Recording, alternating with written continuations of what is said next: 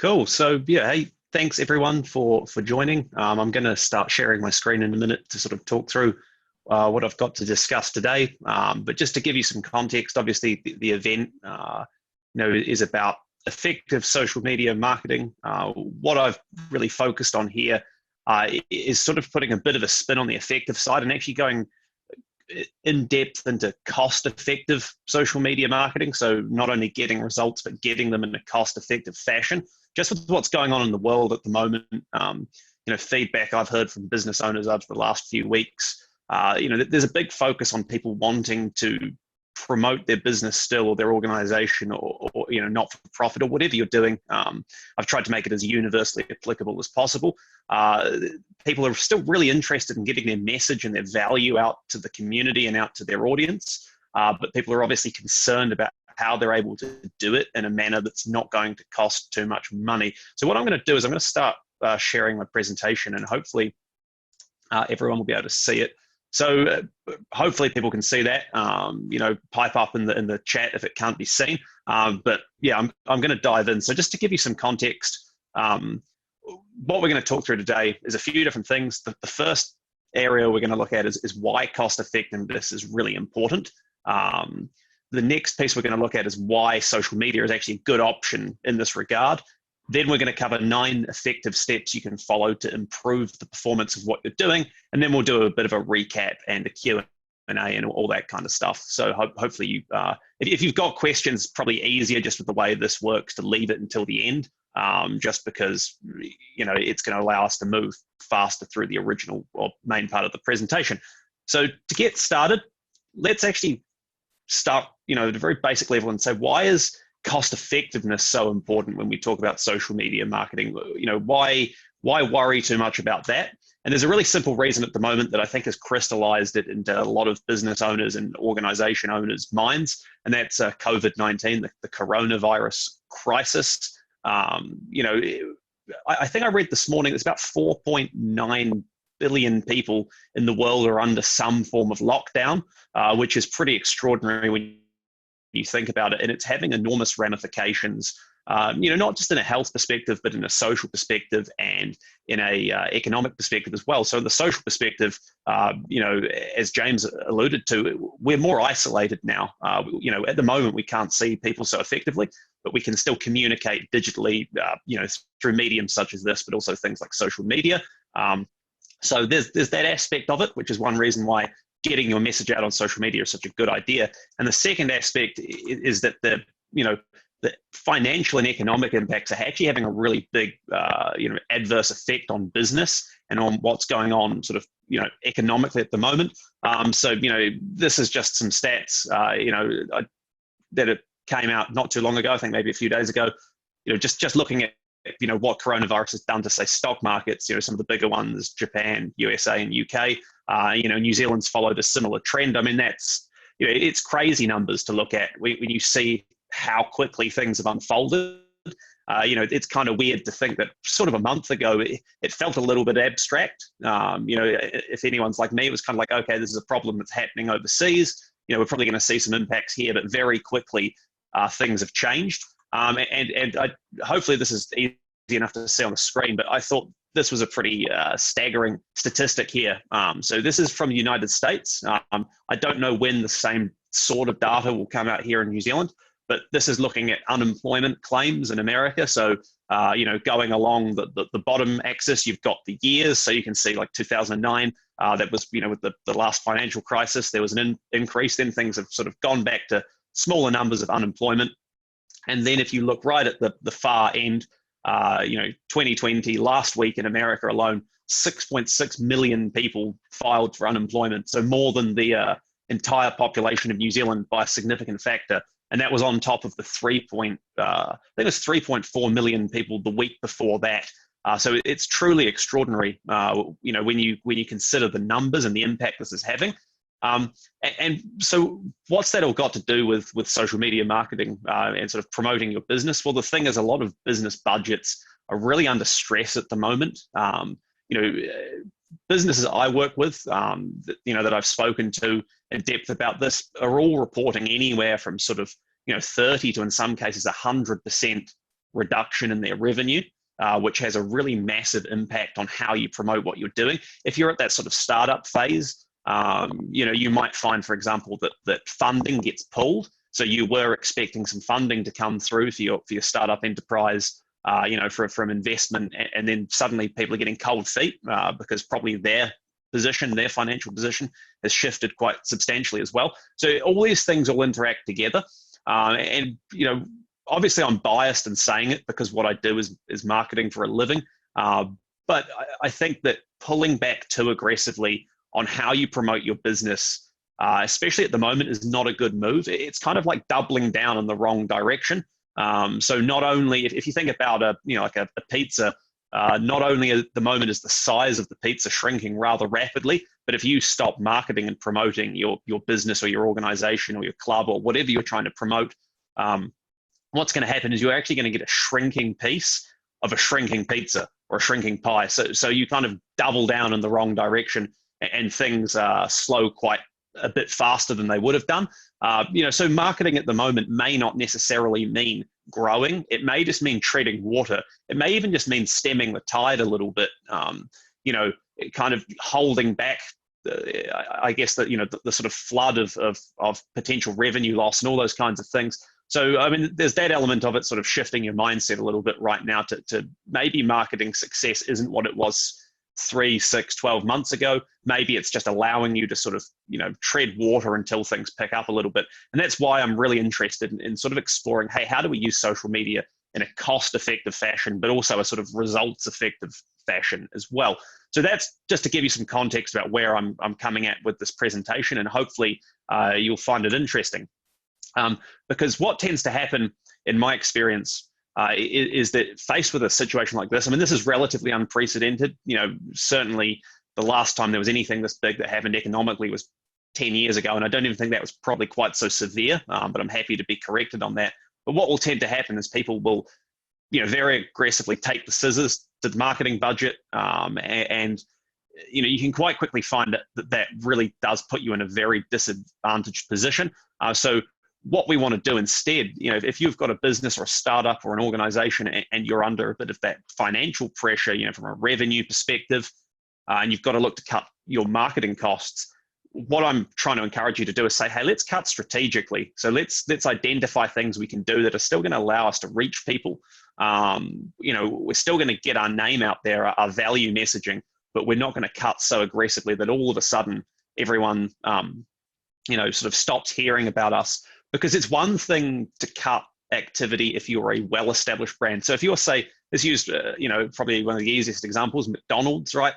We all know the brand. If McDonald's stop advertising, stop promoting, they have a large amount of brand equity built up. So people are still going to remember who they are, and they've got that sort of, they're almost omnipresent, right? Everywhere you go, just about anywhere in the world, you'll see a McDonald's. You probably can't go a single day driving somewhere or walking somewhere without seeing one. At least in Western countries. So they've got a lot of brand equity. So big businesses like that with established reputations, brand equity, they can often get away with cutting marketing more aggressively in some respects. Paradoxically, they tend to be the ones who cut the least aggressively as well. But we won't go into that side of things. But basically, if you're a smaller business, a startup, you're not really well established in the marketplace, you can very quickly lose your voice. So that's why it's so important to look at opportunities like social media to get your name out there. So let's look at why social media is such a good option at the moment. So the first reason is that there's so many different platforms you can use, and all of them have their own user bases. All of them have their own opportunities. All of them have their own strategies and things that we can leverage to try and really get the business name out there a bit more, get your messaging out there. So you've got a sort of diversity of opportunity, which I think is really critical at the moment, because different people are going to be consuming things in different ways. One person might be spending their lockdown time at home just scrolling Instagram all day, or someone else might be spending that time on LinkedIn. I'll lump in things like YouTube as well in here as well. I mean, it's not strictly a social network, but there are quite strong elements of it in there. If you look at the stats around more and more people watching YouTube videos at the moment, for example, because they're stuck at home with not a lot to do. Once again, this huge variety of channels we can leverage is really advantageous, because with more and more people spending more and more time on their devices, on their computers, looking at social media, it's kind of where you want to be at the moment to some extent. Another thing is that there's always novel opportunities coming up. So I'll touch on that later. But things like TikTok, for example, have come along and started to sort of explode in popularity. There's always new things coming to the marketplace. And social media can offer quite an opportunity for businesses that move quickly. Now, I don't claim to be a TikTok expert much because the businesses I work with, it's not really their space. But from purely a sort of conceptual perspective, that whole idea of being able to leverage these sort of ripe hunting grounds, as it were, we want to be taking advantage of that. And there's some other reasons we should look at social media as well. It's a great way to build trust with your audience. At the moment, my view is that businesses that are able to build trust, organizations that can build trust with their target audience, are the ones that are going to come out of this better than anyone else. Obviously there's the sort of nuts and bolts cash flow side of the business that I'm not going into here. That's one thing. But from a marketing, branding, advertising perspective, these are really tough, unprecedented times for a lot of people. Everyone's a bit nervous, unsure what's going on. So if you're able to build trust with the people you're trying to communicate with by showcasing your personality, showcasing your trustworthiness, showcasing your value, that people are going to be more likely to buy from you. And buy, with the word buy, it doesn't have to be a product or a service. If it's, if you're a not-for-profit or if you're a club or something like that, buy may just mean people taking you up on whatever it is you offer, whatever it is you do. And now the reason why social media is so great at the moment is it's effective one-to-many communication. So, if you've got a Facebook audience or a LinkedIn audience or anything like that, you can communicate to them all in one go, which is really handy, especially around, communicating what's happening with your business or your organization. People will often switch off, to certain channels. I know probably most of us here would have received huge numbers of emails from businesses, communicating, hey, here's what we're doing in response to COVID-19. And there's definitely a certain logic in communicating that message via email, but equally you can get that message out via, your social channels. It's a little bit less in your face. It's a little bit less, aggressive. You're not invading people's inboxes with the same message that everyone's sending out. So you've got another one-to-many communication pathway. A big one at the moment, and even ongoing, to be honest, even when things start to pick back up, is if you do social media effectively, you can reduce the cost of advertising. So to make it clear, I'm focusing today primarily on the organic side of things. So how we build up audiences, how we sort of, grow the engagement, how we get them to work a bit more, socially, as it were. And the last piece, and this is a terrible choice of wording in the current climate, but it is the right term, is with the right application and process to how we do social media, you increase the chance of spreading virally. I apologize once again for the wording, but really there is some great opportunity there. If you can post something to a Facebook page or a LinkedIn profile or a YouTube channel or whatever it is, and you start getting that go viral, people are sharing it with their friends, sharing it with their family, you can, basically wind up getting hundreds, potentially thousands, in some cases, it's hundreds of thousands of dollars worth of exposure for basically no cost. Now, I want to make it really clear from the outset, you can't really plan for virality unless you're a celebrity, basically, or a massive brand. If you're, Nike or Kim Kardashian or someone like that, because of the fact you've got an enormous database of people across your social channels, pretty much it's like the rich get richer and the poor get poorer, right? You're more likely to succeed with whatever you post. But for us humble people, of sort of smaller organization stature, it's very hard to say, oh, I'm sure this post I'm going to make on Facebook is going to go viral and people are going to go crazy for it. But it's one of those things we don't want to overlook as well. So it's a bit like a windfall. Don't bank on it, but when it happens, leverage it as much as you can. So hopefully that gives you some good reasons on why we're looking to use social media. So let's now get stuck into how we actually get better performance. So this is really the nuts and bolts of this presentation. So the first piece I want to make really clear, if you're wanting to do social media effectively for your organization, for your business, is to align the channels, so the social platforms, with what your business or organization does. So this is one area where I see a lot of people come a bit unstuck, is they try to be everywhere at once. Being omnipresent, being, utilizing every single social media channel effectively is really challenging. So I think you're better off to focus on the ones that make the best sense for what it is you do. So for example, if you sell high ticket business to business products or services, maybe you've got a long sales cycle. So a lot of the clients I work with on a consulting basis, that's what they do. They're selling high value items to other businesses. It's often 3 to 18 months to put a deal together. And they're talking at that sort of corporate or commercial level. That's when you want to be on something like LinkedIn, because you've got that ability to connect with decision makers. You can advertise if you do want to advertise based on job titles, industries, all those kinds of things. It's a more professional platform. But on the other hand, something like Instagram or Snapchat, for a lot of the businesses I work with, it's not quite so relevant. And the reason it's not so relevant is that it's not the right type of audience. Now, the flip side of the coin is that if you've got a highly visual product, you've got a lifestyle brand, something like that, then visual focused platforms like Instagram and Pinterest, Snapchat to another extent, they can be way better opportunities. So what's really key to think about is trying to align. My view is that Facebook still for now is a very good bread and butter option. I'm yet to kind of encounter a business that doesn't make sense to have a Facebook presence, because it's, despite the fact it's a little bit yesterday's news to some extent, it's still, the big player in town. It still gives you the opportunity to use things like the Facebook advertising ecosystem, which you can then use to advertise on Instagram as well. But the key point here is that you probably can't afford, both in terms of time and possibly even in terms of money, to be everywhere at once. So pick what makes sense. Now, without knowing what it is your business or organization does, it's very hard for me to say, I can't give generic advice necessarily over this conference call as to what makes the most sense for you. But just have a think, if you're going after that sort of corporates, you're going after, business decision makers, those kinds of things, LinkedIn is probably more where you want to be. Facebook as well. Possibly something like YouTube. I'm going to lump that in as a social network, as I mentioned before.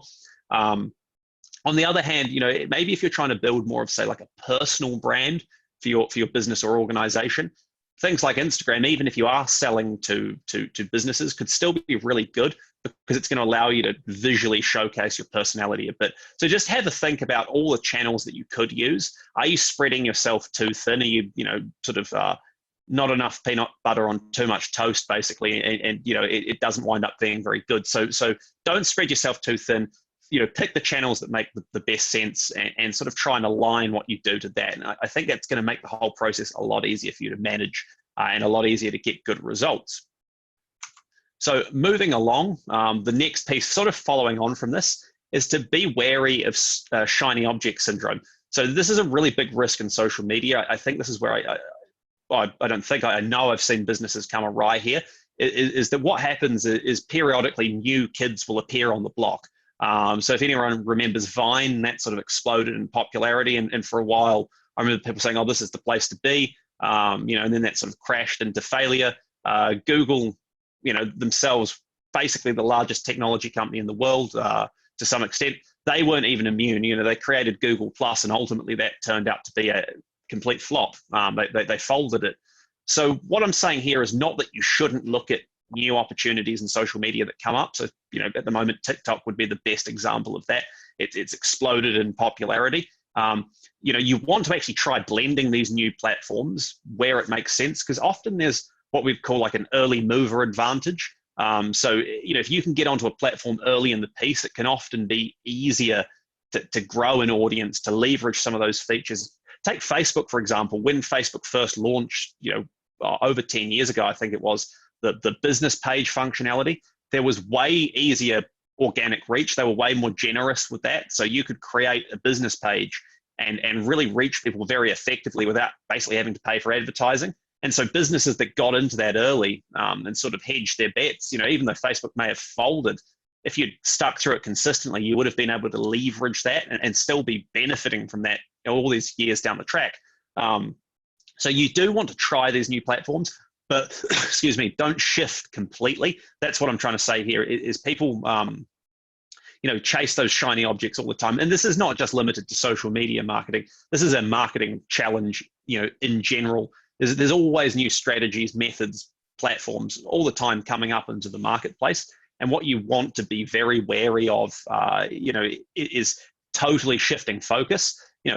Most of your activity should probably be focused on those gold standard platforms. That's your Facebooks, your LinkedIn's, Twitters, Instagrams, Pinterest, possibly even Snapchat now that's been around for quite a while. These are platforms that have established themselves well, but you also want to then look for these new opportunities as they arise. It's just getting that balance right. Once again, that's going to be hard for me to say percentage-wise what it would be without knowing what your business is and what you do or what your organization does. But certainly don't pivot completely. If some new platform comes out tomorrow and it looks great and everyone's talking about it and, Stuff and NZ Herald and all those kinds of things, give it a go, but don't put all your eggs in that basket, because some of these startup platforms have a tendency to fold, more often than they succeed. So hopefully that makes sense.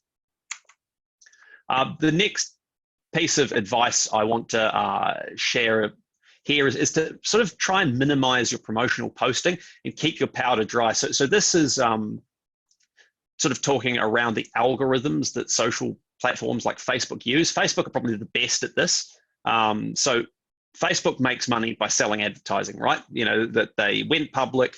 Mark Zuckerberg became very wealthy, as did the original founders. You can watch that good movie, I think, that was released about it if you're interested in the story. There's tons of information online. But anyway, the way all these platforms make money ultimately is one of two ways. They're either selling information about you, if it's free, you're the product, or they're selling advertising, or a combination of both. And any platform that sells advertising, ultimately, the more organic traffic and reach and everything they can give you, the less chance it is that you're going to actually go and advertise. So what tends to happen here is that businesses especially are bad at this, and retail and e-commerce businesses tend to be the worst by far, is people will fall into this trap of always posting content that relates to purchasing or promoting products. So posting links to products, if you're promoting an event for your club or something, pushing ticket sales only, pushing merchandise, those kinds of things. It feels sensible. It sounds like the kind of thing you should do. But the problem being that any good social media platform, especially your big ones like Facebook, they're going to pick up on that, and they want you to pay to play ultimately. If Facebook gave away 100% organic reach, people probably wouldn't bother with advertising in many respects. So instead, they're good at picking up in their algorithms that, hey, this person is trying to actually promote a product here. We should be getting a cut on this. We should be clipping the ticket. So what I tend to find when I work with clients is that they'll often do primarily product or sort of promotion focused posting on social media. And what I want to encourage you to do is actually look at flipping that on its head a little bit. So instead, think about things you can post that will get your brand and your name out into the marketplace, out in front of your audience, but that aren't necessarily all about buying now. So, think about funny, informative, entertaining, breaking news type content you can post that, maybe you're going to get more people seeing it. It's not quite so commercial, but it still works to always have that sort of squeaky door or squeaky wheel. You're constantly reminding people in their timeline on Facebook or, scrolling through their feed on Instagram that, hey, you exist. You're not always screaming, buy my product or service. So you're getting more reach. And basically what you're trying to do is use this to juice up your brand. And then when you want to actually come along and promote a product or a service or an offer, make it a really good one. So, don't sort of play your best cards, your trump cards straight away. Hold them in reserve for when it really makes sense. Because it's a little bit like the story of the boy who cried wolf. If you're always crying, buy now, I've got a great deal on, you don't want to miss out on this. Not only does the algorithm get sick of you because you're trying to hijack it without, paying any money, your audience may also become a little bit sick of it as well.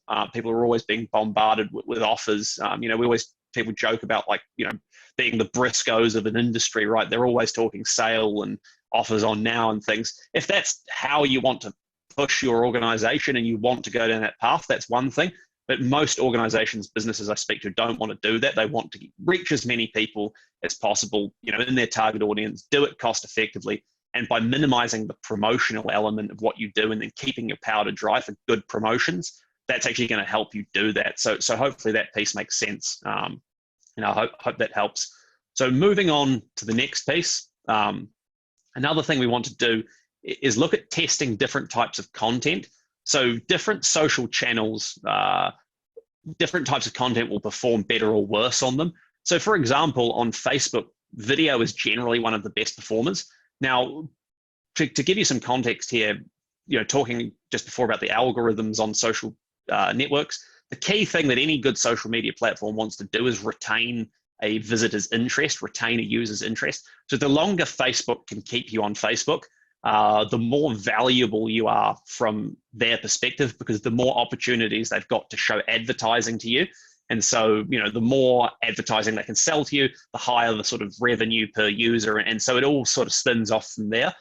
So when you think about, posting content, think about what type of content is going to engage people the most. Now, video, as I said, on Facebook is generally one of the better ones. But if you look at something like LinkedIn, video works well, but oftentimes as far as reaching more people, getting more engagement, text-based posts work the best. And one of the reasons for this is on LinkedIn, what you'll often find is that people, maybe there's an element of sort of people thinking they're more important than they are, but certainly what you get is a lot of people say, hey, look, I don't have a lot of time. I don't want to watch a 10-minute video or something. I just want to consume the key concept in, a 200-word little mini blog post. Or if it's going to be a video, I want a very short one. So try different types of content. Maybe it's on LinkedIn for your organization. It's a combination of a text post with an attached image, or maybe it's video that works best, depending on your industry and what you do.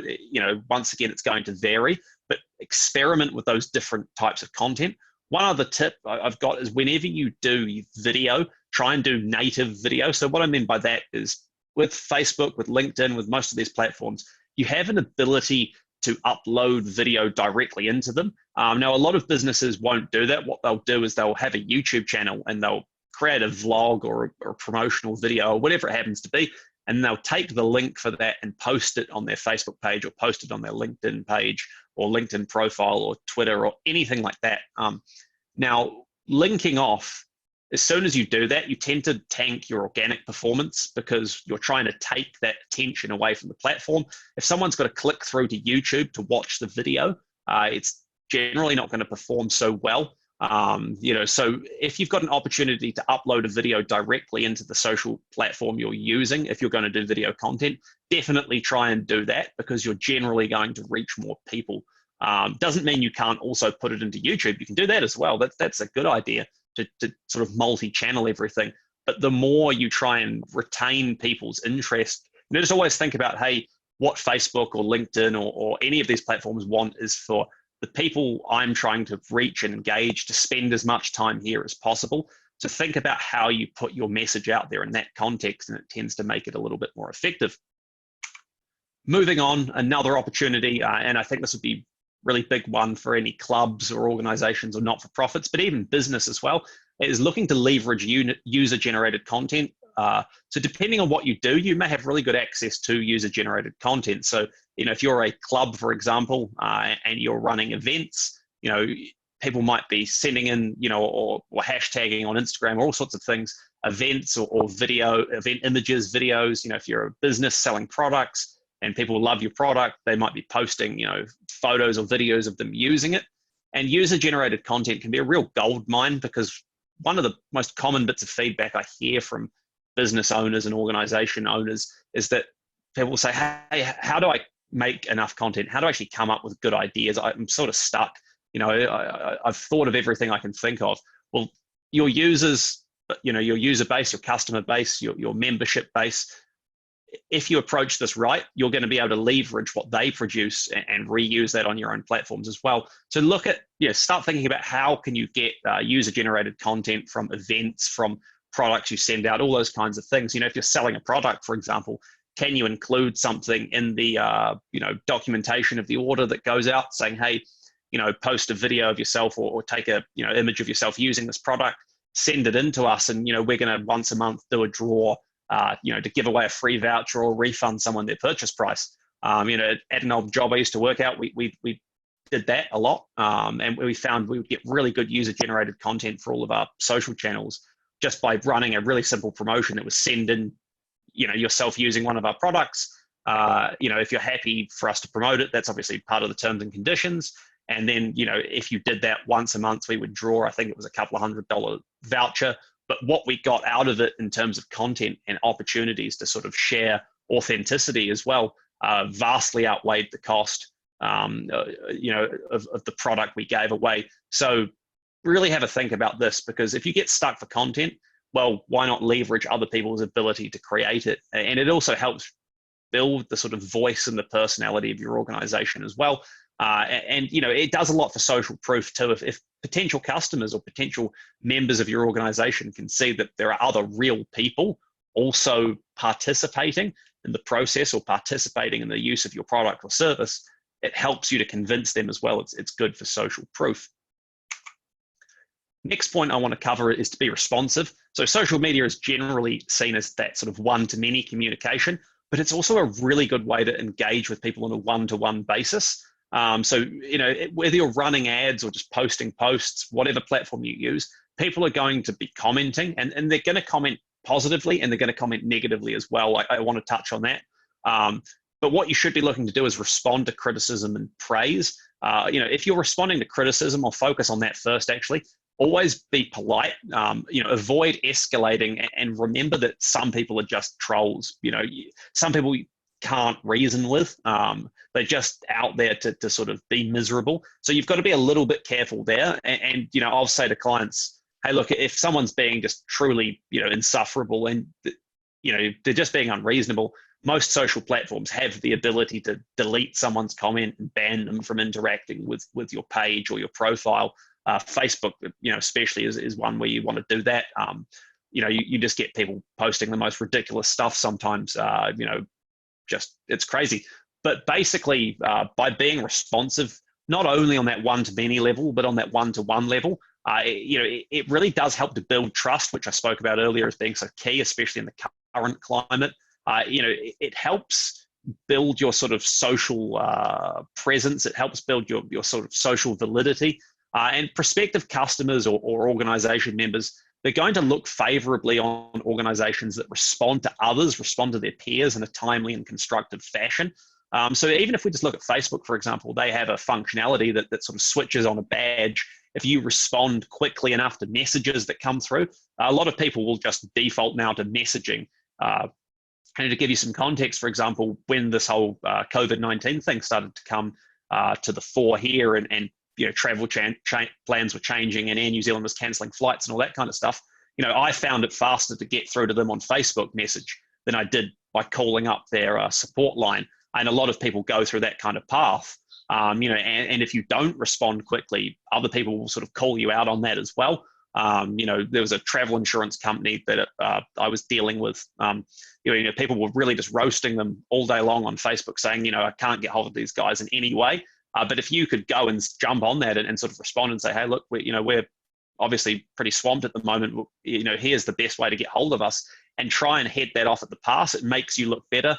And it just builds up that authenticity as well. So be responsive, be responsive to criticism, but also be responsive to praise and congratulations as well. And thank people for when they say something nice about, what it is your business is doing, because ultimately, you're probably going to encourage more people to do that as well. And it keeps sort of stacking those benefits on top of each other. So be responsive. It's a really good thing to do. Don't think of it only as a one-to-many communication opportunity. A next piece that's really, really important is to understand the problems you solve and then add value. This is especially important if you're doing social media from the perspective of any kind of complex sales business, startup, B2B enterprise, anything like that. It goes beyond social media actually, but whenever you're doing anything related to marketing, ask yourself a really important question. What problem am I trying to solve for my audience? And then focus your activity around this. So, your wider marketing activity, but also your social media activity. So what problem, does your audience have? What questions do they need answers to? Because it can be all too tempting to post content on social media that we think our audiences would be interested in. But you actually want to make it all about the customer, understanding their problems and their pain, and then adding value through solutions to that and answers to their questions. Now, some businesses, it may be more so, that you've got to actually operate on a slightly more sort of casual level. And what I mean by that is maybe you're just in a space where it's not so much about problem solving or anything. People just want entertainment, or they want news or something like that. So this may not be quite so applicable, but certainly if you have a problem and solution focused business, which I know a lot of businesses are focused around that, understanding that problem really well and then articulating that through all the content you distribute on social media, that's going to be a really effective strategy to get people to engage better. Don't just think that you know what people are interested in reading or seeing. Always frame it through the lens of what someone's wanting to do or wanting to solve. And if you get stuck for content ideas, it even makes that really, quite a bit easier to think about. If you think about, say, all the questions that your target audience might have, all the problems they need solving, straight away there, you can start listing those and come up with good content you could post on your social media, whether it's videos or short little snippets, articles, infographics, those kinds of things. You can turn basically all of those ideas, all of those problems, all of those pain points into very useful information that you can distribute to your audience. And one more point here is that if you can actually dress this up, with humor, with entertainment, that's even better. So obviously, you don't want to be too dry. Depending on your audience, you've got to be a little bit careful with how you frame things. You don't want to jump straight into humor if you're a really serious business, potentially. But basically, if you can dress up your message in a more socially appealing way, then that's going to help as well. But certainly understanding the problems and then adding value and solving them and using your content to do that, that's a really key way to boost performance and be more effective. Now, the next point here is a really crucial one, and that's to be consistent and diligent. Where I see a lot of businesses fall off the rails with effective social media marketing is they start off really, enthusiastically, and then things drop off over time. And their social media profiles wind up looking like sort of ghost towns, just tumbleweeds blowing through. You want to be consistent and diligent with your activity. You're actually better to be steady and consistent than sort of explode up with a peak and, I'm going to post every day to my company Facebook and LinkedIn. And then 3 months later, you haven't done anything for the last 2 months because you sort of, got exhausted and got bored and got fed up.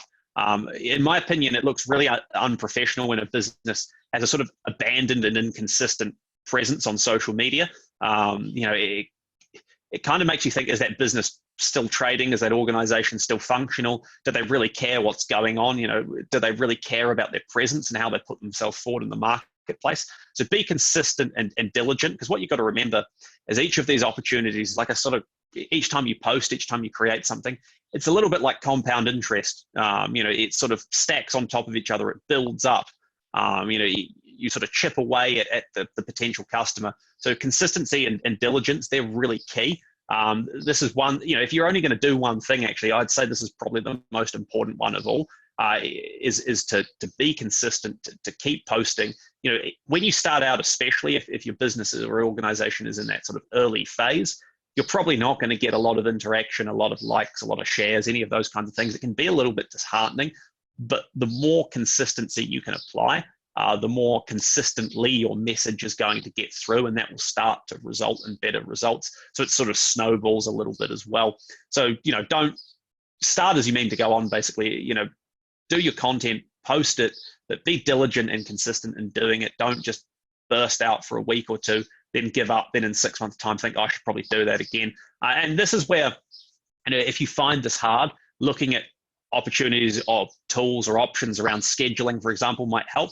If you can manage everything manually, it's not only less expensive, it's generally more effective from a performance perspective.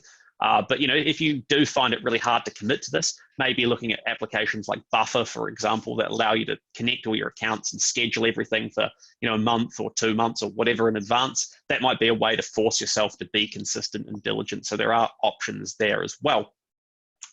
And the final point I want to share around improving the performance of what you're doing is don't be afraid to have your own voice and your own personality. Some organizations and businesses, I think, are a little bit too corporate with how they do social media. You have a voice. You've got a community or an audience of people you're trying to reach who probably have a sort of some elements of shared personality to some respect. So don't be afraid to showcase who you are. There's quite a big difference between sort of corporate communications and then the sort of social media side of things. So this is where you've got an opportunity to really demonstrate who you are, what you stand for, what's important to you and your organization and your business. So don't be scared to put that out into your social media messaging. It may appeal on a sort of smaller, sort of a scale potentially, but actually a smaller, more focused audience may be a better one anyway. One thing I do want to say here, though, is be wary with politics. That's just one piece of advice. You can wind up opening a can of worms that you can't necessarily close again. I've seen, like, with what's going on at the moment and the government response to COVID-19, everyone's going to have their own perspective on what's being handled well, what could be done better. But myself, I would be very wary on LinkedIn, where I do most of my social media activity, of sharing those kind of political thoughts, because that's not, it's not really relevant to what I'm trying to do. But I have seen other people I know, really get stuck in on the political angle. And in some respects, it's worked quite well for them. They've got a lot of people seeing and interacting. So, if you can be a bit of a shock jock, potentially, it might actually allow you to get more reach. But is that what you want your business or organization to be known for? So you have to have a think about that. But you can sort of park politics to one side and instead, have that genuine personality and be authentic, whatever that means to you. I guess what I'm trying to say here is you don't need to pretend to be someone you're not. Like, if your business is a small business and it's family run, or you run it out of your house, don't feel like you have to pretend with the way you position yourself and communicate on social media that you're some big corporate that's working out of a big fancy office and distribution facility. People want to deal with people that they can trust and they can relate to, and it may be actually that nature of your business or your organization is actually a real advantage. But if you're not being authentic about communicating that, then it's actually going to be a lot harder for people to relate to you. So have your own voice, have your own personality, but just be a little bit wary with anything that could be too contentious, unless that's really the path you want to go down. So those are the key points. Just to recap over them again really quickly. Firstly, make sure you're aligning your channels that you use, your social platforms, to your business or organization, your target audience. You probably can't be everywhere at once unless you've got a lot of resource. Be wary of that shiny object syndrome. Obviously, leverage these new opportunities as they appear, but be very careful of sort of shifting the focus to something that may just burn out and fall over, and then you've lost some of the gains you could have made on those more consistent platforms. Minimize your promotional posting, keep that powder dry for really good offers or deals or things, and leverage entertaining, informative news, human interest content instead, to get your brand out and your message out more consistently into a wider audience. Test different content types. So it might be that what works well for you on Facebook doesn't work quite so well on Twitter or LinkedIn or Pinterest. So play around with the different content types that work. Leverage user-generated content opportunities as much as you can. There's some real opportunities here, and I think a lot of businesses overlook this. Oops, I skipped one. Be responsive to people commenting, asking questions, complaints, all those kinds of things. Make it look like you really do care. Understand the problems you solve. Focus your content around those. Add value, solve people's problems, answer their questions, and that's actually going to give you a lot more content ideas as well. Be consistent and diligent in what you do. I can't remember the exact wording, but I always like that Warren Buffett quote about, someone's sitting under a tree today because they planted a seed a long time ago. It doesn't happen overnight. You have to keep chipping away at these things. And the final point, as I mentioned just before, is have your own voice and have your own personality. Don't be afraid to sort of inject who you are and who your organization is, or what it is and what it stands for, into the conversation. People will respond to that positively, in my experience. So that sort of sums everything up. If you want more advice, a couple of things I'll suggest. One is I've got a YouTube channel you can go and subscribe to. Hopefully James can share the link around to the attendees. You can go subscribe there. So I have a whole lot of different tutorials about digital marketing, not just social media, but all sorts of other things as well. sort of marketing strategy, products that might help your business, paid advertising, SEO, content marketing, all those kinds of things. And if you're on LinkedIn as well, that's where I do a lot of training and a lot of education. Look me up there. If we're not already connected, come and connect. I'll be more than glad to do that. But yeah, that sums up my presentation. So what I'll do is I'll stop the sharing for now, and then we can look to sort of answer any questions. Hopefully that helps.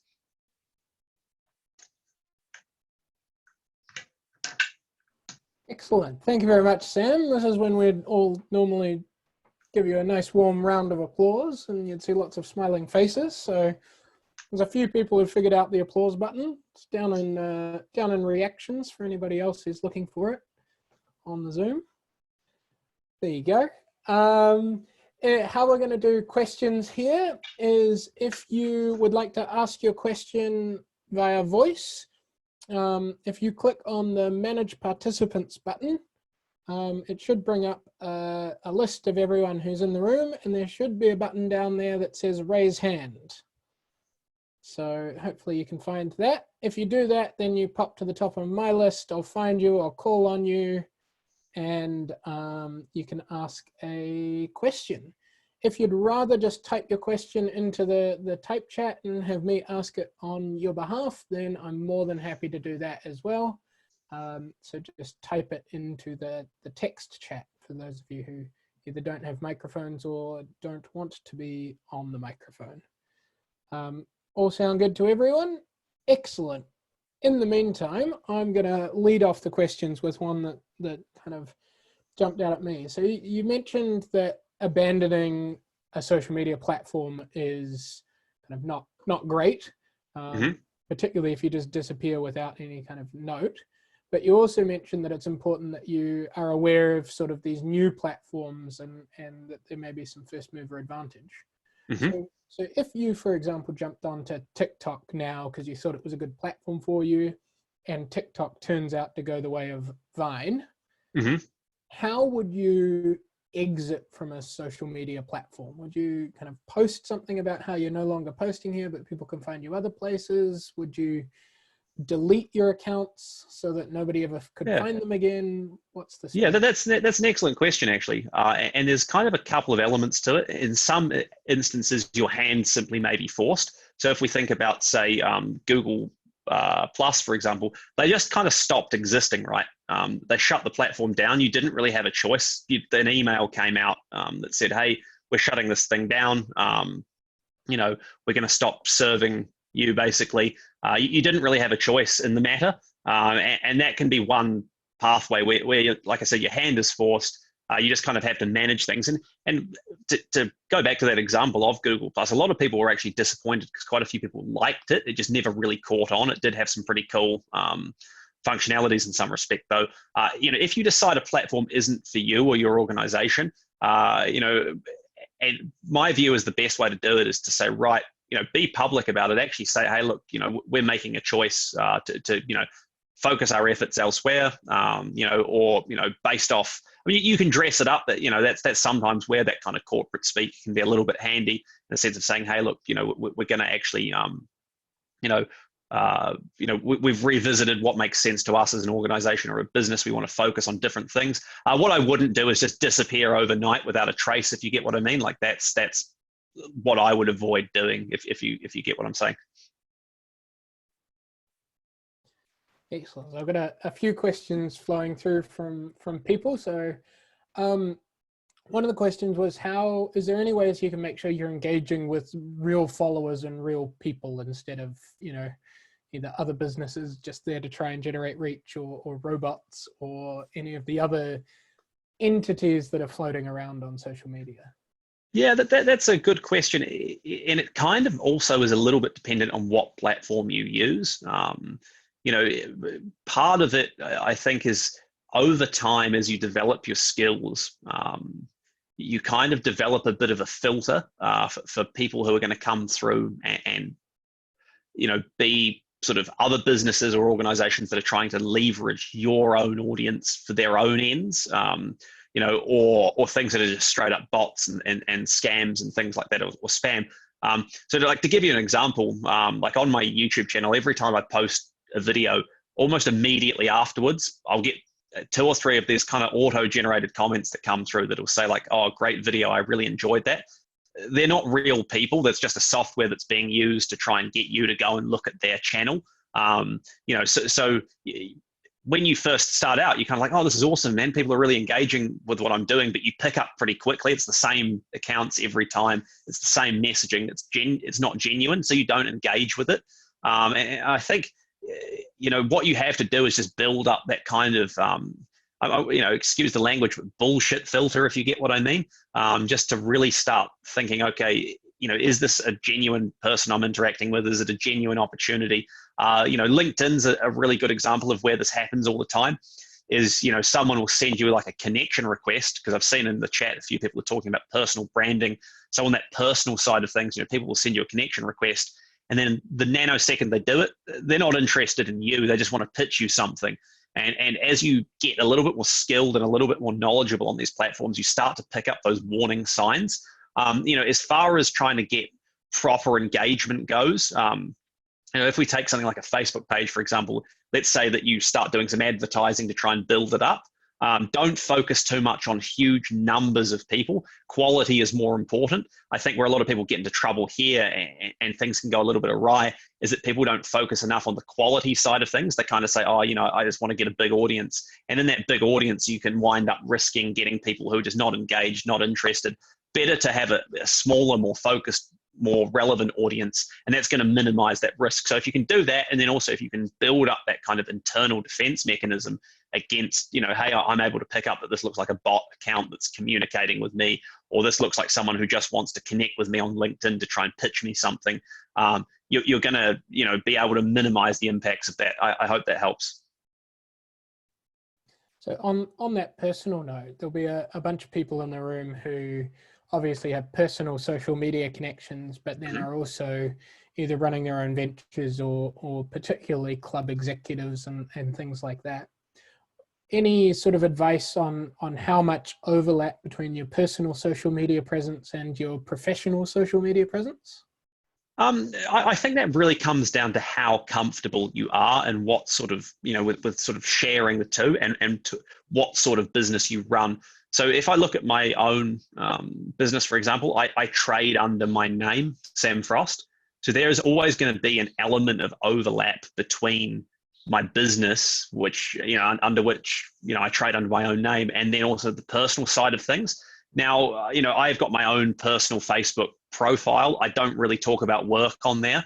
I keep it separate. I've got a business page, LinkedIn's slightly different because it's a professional platform, but it kind of comes down to how comfortable you are. Like some people are very comfortable with saying, I've started a new business or an organization and I'm going to really, evangelize about that to my personal contacts, to my friends and my family. And other people might say, hey, I want to keep the two totally separate. Probably if you trade under like a brand name, so not your own personal name, but, an actual company name or an organization name, you're probably better, in my opinion, in the first instance, to try and separate things off as much as you can. It kind of protects your own personal privacy a little bit more. Like when I first started my company, I actually traded under a company name that still exists, but I'd made a conscious decision to pivot towards using my personal name and sort of building more of a personal brand. But it was quite a hard decision to make, and it's not a decision to make lightly. So think about, firstly, whatever you're doing, whether it's building a business or an organization, does it have relevance to the people you're connected with? Would your friends and family be interested in hearing it? If they would, then, what I would say is create your company or your corporate profile, whether it's a Facebook page or whatever, and then tell people, hey, look, this is what I'm working on at the moment. If it's interesting to you, can you go and like it? Can you share it? If you know anyone, can you tell them about it? But probably try and separate the two off and that sort of day-to-day practicality level as much as you can, if only it's going to sort of, keep your own identity a little bit more safe. Excellent. The next question I have is around how you can produce content when you don't have a sort of tangible physical product or Mhm. service that I guess lends itself more to talking about. So what sort of strategies are there for the intangible side of things? So I guess it depends on how intangible we're talking. Like, are we looking at, say, is it a software product, or is it something that It's more of a service product. So okay, service product. Okay. So if it's a service product, I mean, yeah, sure, you're probably going to struggle more to come up with that sort of user-generated type content. If it's a service product, user-generated content may be more things like testimonial type content. So I use the service, and this is what I got out of it, and you can share that messaging if your clients, customers, are happy with that. I would also, in that case, be looking more at possibly, instead of user generated content, maybe industry content. So, if you're doing a service, like if I thought about my service, is obviously I don't have amazing opportunities in some respects for user generated content. I don't ship a product or anything like that. Some clients are obviously happy to go on the record and say, hey, look, I had a good experience here. But there's all sorts of industry content I can talk about. So what's happening in your industry? What's changing? What's new? What's come up? In the last couple of weeks, for example, Google have announced that they're going to give free ad grants to small, medium businesses. Well, that's something I can talk about. So with your, intangible business, your intangible product or service, I guess think beyond just, I can't take a photo of a physical thing, so it doesn't really exist, and more think about what other information or content out there would sort of associate nicely with that. Because what that's also going to help you do for a lot of service businesses is that actually helps you position yourself as an expert as well, because not only are you talking about your own product or service, you're kind of that portal that people can come to, and they can go, right, if I follow this particular person's profile, they're going to keep me updated on what's happening in the industry, what I need to be aware of, what I need to know. So that can be a really good way to come up with content ideas too. Cool, excellent. I'm going to combine a couple of questions here because they're both sort of related to algorithms, and particularly, for example, Facebook. So one of them is around, is it true that once you start doing sponsored posts, it starts to impact your organic reach? So you should be cautious about sponsoring posts if you don't have a big budget to sponsor every post. And the other one is, how often can you be promoting before you start to get negatively filtered by, I guess, either people or the algorithms? Yeah. Okay. So I'll touch on the first one first, because that's a really interesting question. It's sort of, I guess, if I can use the term marketing conspiracies, it's probably one of the more prevalent ones, one of the things I've heard more frequently. The same goes, a similar one for Google is, if I start paying for Google ads, the ads you see when you search, they're going to take my business down the organic rankings if I stop paying for those ads. And it's the same with that Facebook idea. If I start paying for boosted posts or Facebook ads and I stop paying for them, Facebook, is going to basically penalize me for stopping giving them money. Now, my experience, my view has been this is not the case. It's probably more of a perception issue. I'm not going to deny that some people swear this has happened to them, and everyone's sort of reality is true to them. But from a purely sort of algorithmic perspective, I don't think that happens. What has happened over time is organic reach has been dragged down on Facebook and on most social media platforms. The reason being that, Facebook wants to make money. That's what they exist to do. They're a large publicly listed entity that their duty is to their shareholders and not really to anyone else. And the way they make money is by getting businesses to pay for advertising. I think probably it's like that kind of, I can't remember the name for what this is actually called, but like if I drive a red car, if I drive a red Toyota Corolla, I see red Toyota Corollas everywhere. Someone might be able to pipe up in the chat who's a lot better educated than I am and tell me what that's called. It's the availability effect. Oh, there you go. You're better educated than I am. So you win there. But it's kind of like that. Like once you start paying for ads, it probably focuses your attention a little bit more on how things are performing organically as well. And that there's going to be quite a gulf in performance then, and you're probably going to notice what was already happening anyway. So yeah, I hope that helps. Sorry, just ended up muting myself. Excellent. And then in terms of the frequency of posting. Oh yeah, yeah. Yeah, so as far as that frequency of posting goes, there's not an exact ratio I can give you because it's a bit of a how long is a piece of string question. But what I usually say is, hey, start at probably like 90-10.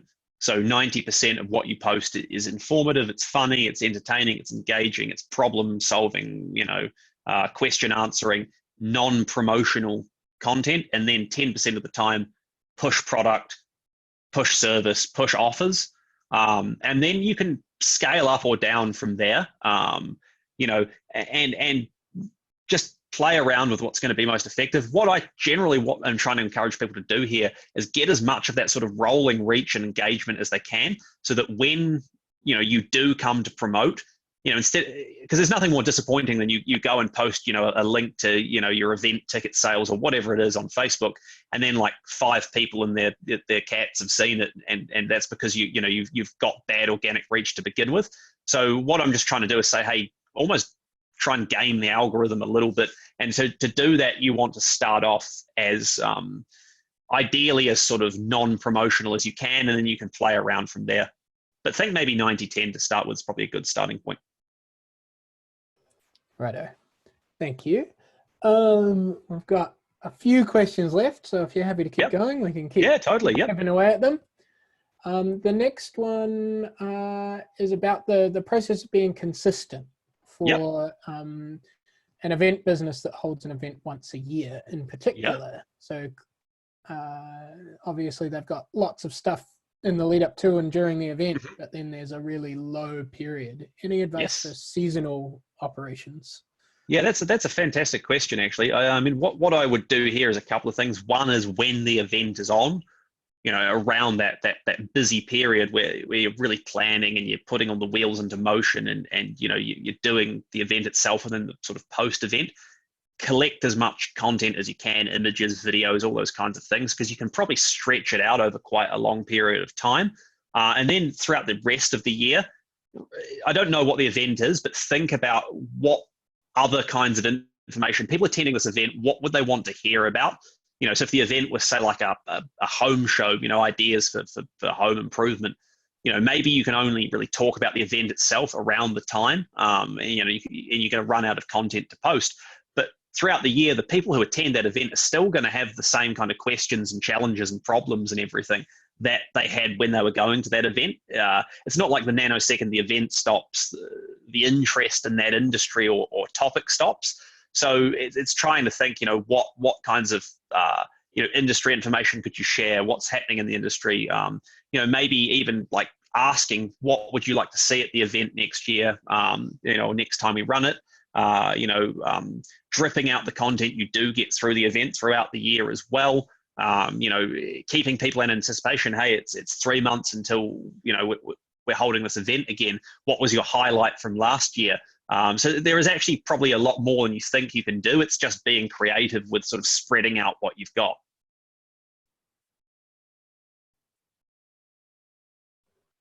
Excellent.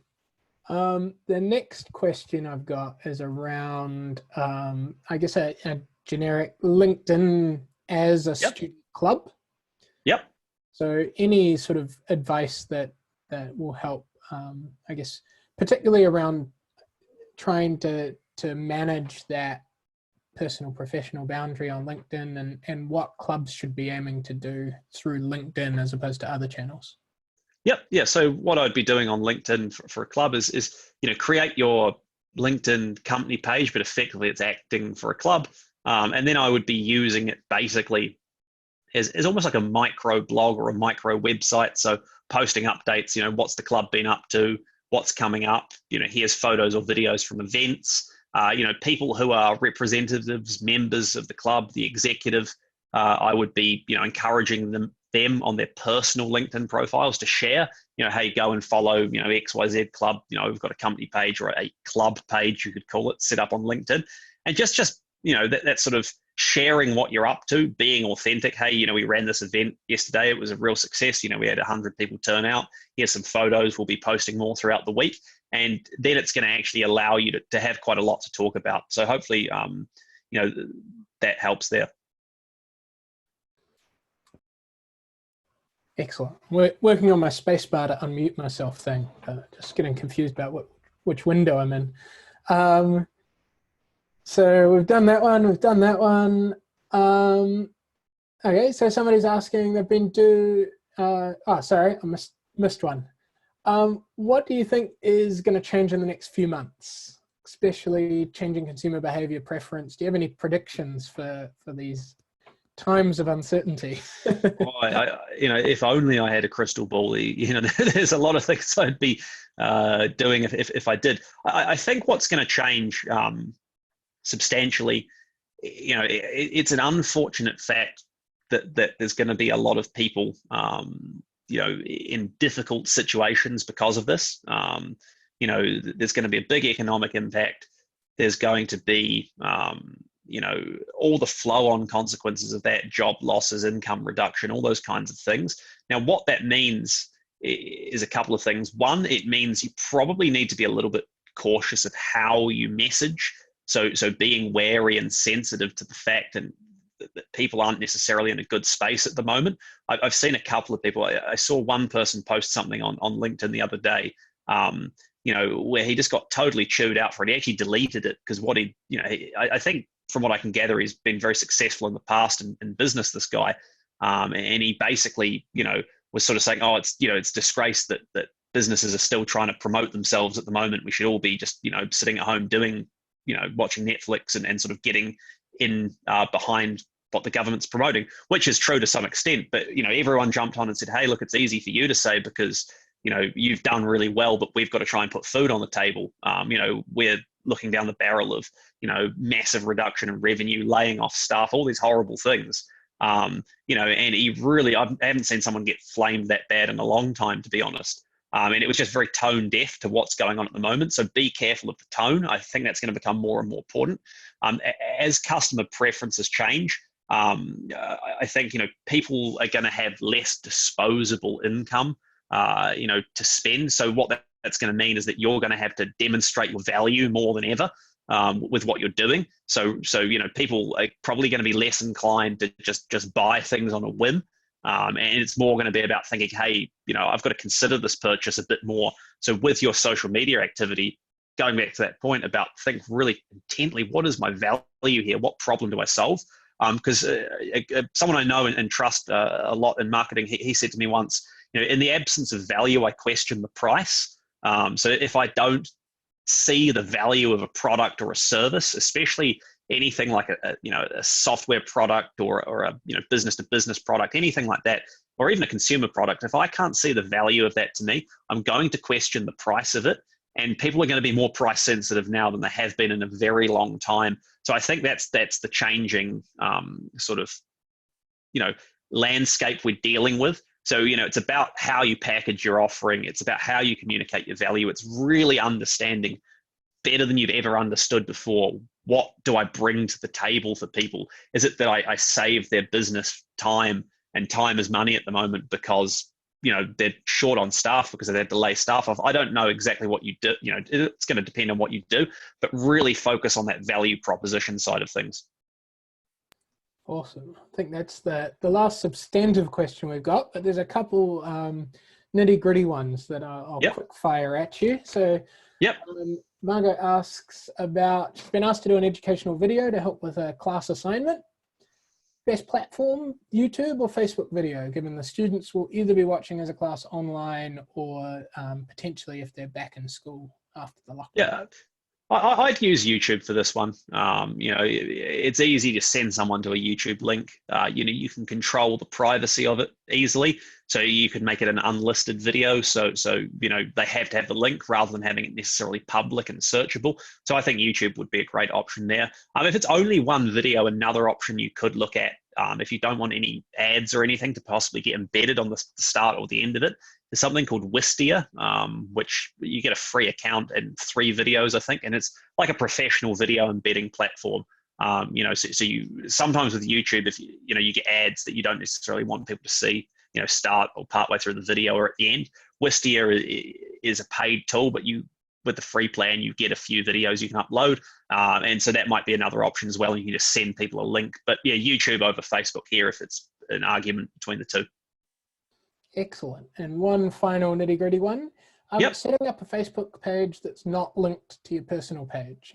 Okay. So there's always got to be some element of kind of having a personal presence in the background. But what I would do here is use Business Manager. So you can create, if you go to business.facebook.com it is, or Google Facebook Business Manager and set that up, you can move your, basically that's the best option they've got for disassociating your personal life on Facebook with your business life. So you manage the page and any ad accounts and anything through the Business Manager. It also makes it 1,000 times easier if you want to ever down the track, say, work with an agency or a consultant or something like that. You can add them as a user, you can control the permissions. It's basically a much nicer version of sort of adding people to your page. So yeah, look up Facebook Business Manager and that's going to give you the functionality I think you want there. Excellent. I think that was our last question. So we've done pretty well. If I did miss any questions, feel free to ping something into the chat right now and we'll make sure we get them all answered. But just scrolling back up, the only other thing I think we've missed is someone was asking around, with consistency, is it quality or quantity that matters more? Quality is definitely more important than just sheer quantity. If you can only do, if you can keep good quality and do quantity, that's the best. But look, if you can say, hey, look, I can do one quality piece of content a week for my social presence, or I can do 3 really average things. Do the one good one. That's going to help you more. And then work on strategies and methods to actually allow you to scale up quality content production over time. So for example, if you're faster at getting your ideas out on video, as opposed to say writing them, then look at doing video, for example, but focus on quality first because, people can see through thin content basically. Righto. Excellent. Awesome. Well, thank you very much for giving your time to us today. I'll just remind everyone to check out the UC Centre for Entrepreneurship social media channels. We'll be doing some more stuff, I guess, in response to some of the thinking today. So perfect. Really appreciate your time. And thank you everyone who came out to listen. This video will go up onto the UC Centre for Entrepreneurship website, and I'll post a link to it in the Facebook event as well. So that's where you can find it if you want to review stuff or go back and check things. Awesome. Hey, thank you so much, guys, for showing up. And thanks for all the questions and hopefully see you at another event. Excellent. Thank you, Sam. Cheers. Thank you. Bye-bye, guys.